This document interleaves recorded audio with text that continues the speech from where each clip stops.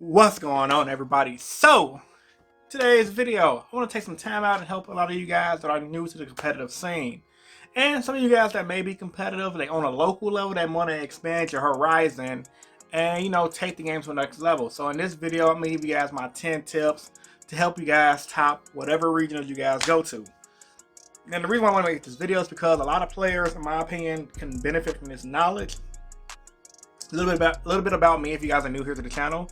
I've pretty much got my regional invite every year since I've been playing Yu-Gi-Oh! With the exception of last year, and that was mainly due to the personal stuff in my life. I was going through some depression. I'll talk about that in a later video. And I've gotten regional top 8 multiple times, finished X2 a lot of times actually, and just outright getting my invite a lot. And these are principles I follow to help me get there. So if you guys are interested in all that, stay tuned because you guys are in for a treat. So, with all that being said, let's get into it. Without further ado, let's begin. Ice on my wrist, looking kinda cool. Bad bitch with me, she ain't tryna move. Niggas staring at me, what you tryna do? Got me looking at my watch, and it's time to do. Starting out by saying, this is going to be 10 things. I'll talk on everything briefly.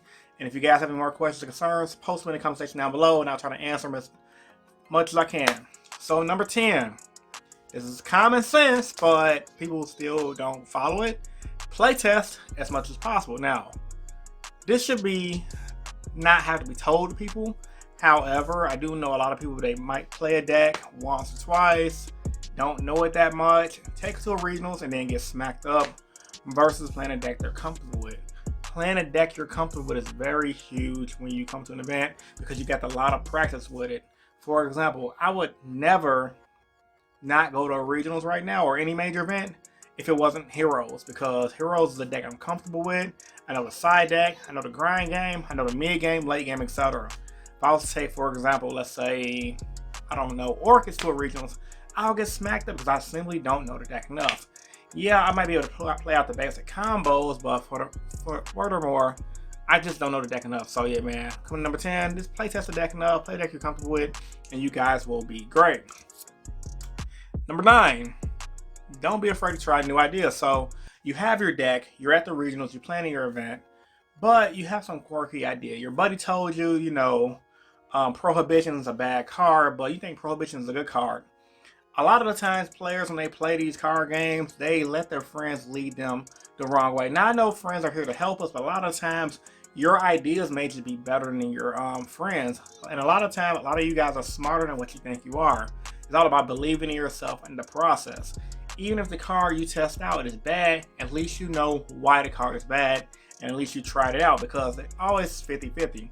You could have tried it out and it could have just been amazing. It could have been a secret meta tech that got you your invite, or it could have just been trash and you can move on not knowing if the card was good or not. Because I can tell you one thing, it sucks when you have an idea, then someone else try it out and they do amazing with it. Trust me, I've been there, done that. Don't sleep on your ideas, pay attention to them. Number 8, don't bring more than your deck and one binder for regionals. Now, I see it a lot at every event. This can apply to YCS as well, where players would take a big load of cards with them. And I don't agree with that, simply due to the fact that thieves are a thing. People try to swipe your cards. And honestly, you need to be focused on the event versus trading and everything. Anyway, so nowadays, I really don't even go to regionals. Maybe just like one small binder to sell stuff if I want to make some extra money. But honestly, since I don't really care about the money no more, because I don't really need the extra money right now, I'd rather just go with my deck, stay focused on the game plan to try to get that top 8 or that invite.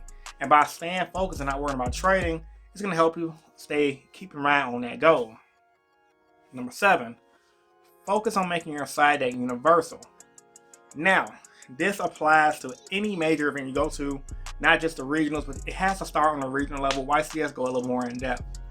But regionals, you're going to fight against the fluid decks. You're going to play against the rogue decks like Heroes. You're going to play against the sub-terrors. You might just play against all meta all day. You have no idea. However, you have to be prepared for this a lot more than if you went for like a YCS.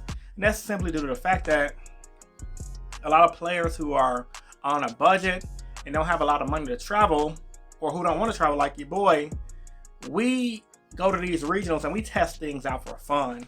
We like to play different decks because we get bored of the meta. So the regionals, you can see a lot of creativity, especially in the earlier rounds. Some of them sometimes creep up to top 8, round 7, 8, 9. But for the most part, you're going to see that variety. So you need universal side deck cards.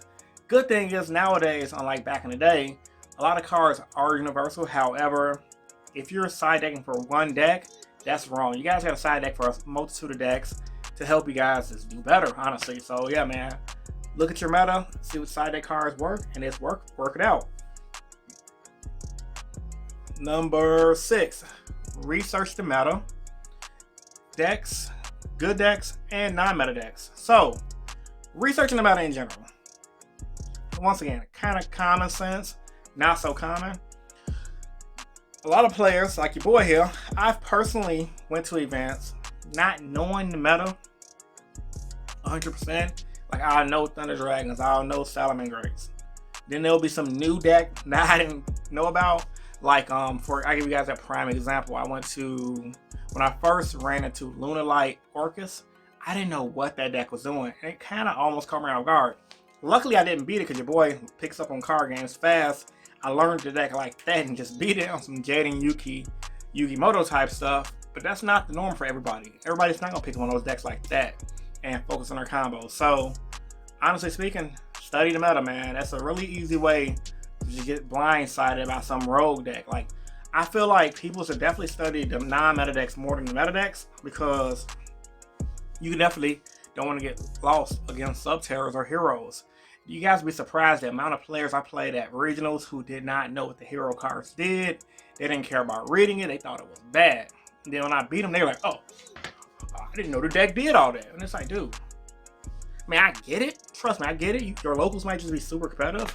But if you're going to a big event and you're trying to do well, read the cards. It's not that hard, or at least study it a little bit. And like I said, it's one of those things like, if you want to guarantee your top, you're going to do these things. If you don't want to guarantee your top, do what you want. Ultimately, this is the best way to go about things. Number 5, watch out for cheaters. Now, this is another obvious thing. However, the main cheating I'm going to be focusing on right now is table stalkers. That's right, table stalkers. At regionals and YCS specifically, but YCS don't have these issues that much because there's typically a lot more judges watching scenery, make sure things like this don't go down. But at a lot of regionals, you have people who maybe with a certain group. So for example, I'm in a group of people, right? And I have my friends watch my opponent. Now my friends will be watching my opponent's hand, giving me cues, letting me know what to do and not to do. That's something that happens all the time. It don't happen as much as it used to, but I wouldn't be surprised in some regionals and some states people still pull this method off. Also, sometimes you get people with just friends sitting next to them, and their friends blatantly would just look at their hand, look at them, and give them that nod, like, dude, what are you doing? Play the combo, like. So you have to really be on the lookout for that. Just have people like, hey man, can you just respect our game? You know, be respectful, but don't be an asshole. People might be smart and an asshole to you. Then that's when you just get a judge and stand up for yourself. Don't let people intimidate you, because people will try with you. And if it escalates from there, hey, handle yourself appropriately like a man, and you're good to go. Number 4, watch out for mid-game thieves. Now, this is something that, of course, people are going to steal your stuff or try to steal your stuff in an event. That's going to happen. But this one I want to focus on is a mid-game thief. Mid-game thieves are typically people who, let's say they know you're playing a meta deck or an expensive deck.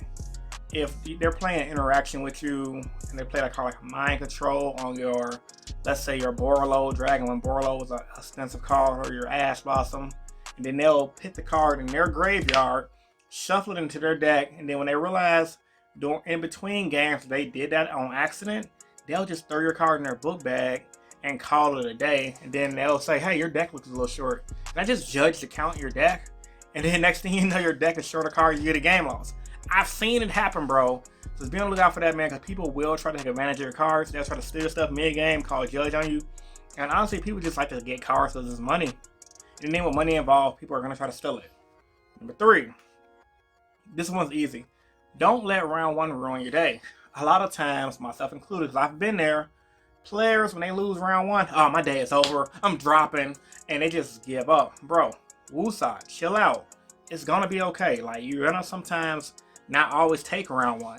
I've personally been around people who lost round 1 and 2, went undefeated the rest of the day. I've personally myself lost round 1 in events and went undefeated the rest of the day and got my invite. So, man, you gotta just take what you can take and let it go. Sometimes you might just play somebody better than you. Sometimes they just drew their outs. But just stay focused and keep grinding. You guys will definitely get it. Number 2, pay attention to the clock. Now, this is more of a newer one due to the time rules nowadays. A lot of people slow play and they take advantage of the clock. And a lot of times you may be taking your time and your opponent might be taking your time. Y'all game might just last longer. And next thing you know, your opponent's paying attention to the clock and you're not. He's taking a little extra long on his turn.